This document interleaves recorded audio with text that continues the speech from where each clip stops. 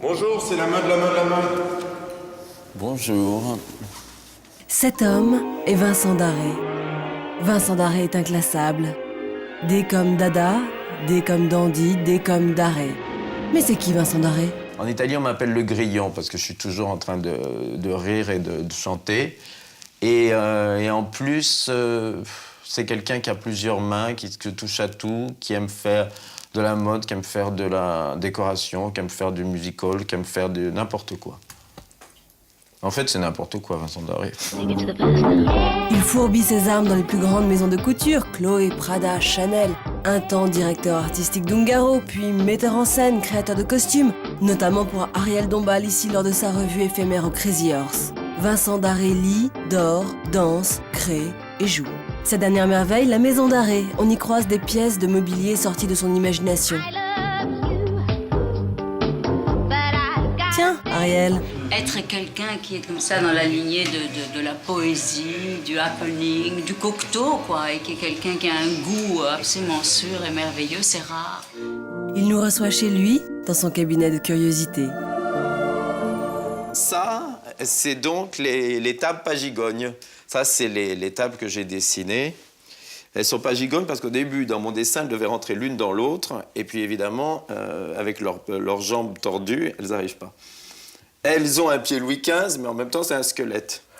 Mais là, en fait, les proportions sont presque classiques. Ça, voilà, ça, c'est la main que j'ai depuis que je suis... C'est le seul objet qui me suit partout dans toutes les maisons. C'est cet objet de famille qui est cette main. Il a une fascination pour les mains et pour les banquettes. Et côté fringues? Comme c'est la crise, alors je reprends tous mes vêtements et je les fais refaire chez le tailleur avec des nouvelles proportions. Je rétrécis, je fais des trucs. Je m'amuse beaucoup et ça me donne l'impression d'avoir des nouveaux vêtements sans en avoir de nouveaux. La tenue du dandy touchée par la crise consiste donc en... Je porte un jean blanc. Ça, c'est APC, je vais le dire, parce que c'est comme ces gens tweetou avec ses copains. Puis ça, c'est des bottes, ça, c'est Pierre Hardy, donc c'est un ami aussi, donc je peux le citer.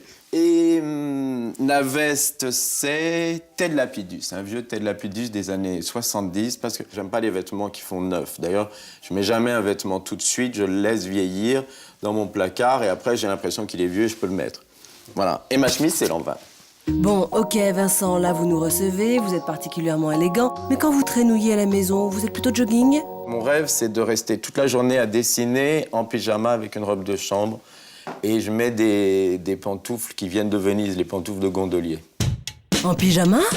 Je sais que c'est pas très sexy de porter des pyjamas, mais c'est horrible, mais je peux pas m'empêcher. Ça vous intéresse? Rayé, il y en a plein de sortes. Il y a rayures comme ça, il y a rayures comme ça. Et vous en avez combien? Je sais pas, je dois en avoir plus ceux qui sont dans le placard, quarantaine. Ah, voilà les fameux chaussons. Ce qui est très drôle, c'est qu'en fait, c'est fait avec un pneu en dessous. Ah ouais. Voilà. Et c'est les vraies pantoufles de gondolier, en fait. C'est avec ça que ça gondole. Ah ouais, même en pige, Vincent, il a la classe. Je crois que si on va mal, la meilleure solution, c'est de s'habiller, et on ira mieux. Les gens en dépression ne sortent plus de chez eux et ne s'habillent plus. Si le matin, on se force à s'habiller, la dépression est déjà à moitié oubliée. Génial, nous, on adore quand vous vous habillez. Alors, montrez-nous un peu une tenue de soirée habillée, mais pas trop, par exemple. Je vous dis, c'est pas une grande fête. C'est un dîner, un truc un peu genre officiel ou quelque chose, je sais pas. Alors vous gardez votre jean blanc, vous mettez une veste de smoking, vous changez de cravate, j'aurais même pu garder l'autre, et une paire de vernis noirs. Même si je crève de chaleur, je danse toujours jusqu'à la fin de soirée avec ma veste. D'ailleurs, c'est assez difficile pour bouger. Allez, une tenue d'été en ville maintenant, s'il vous plaît. Ah, vous êtes là.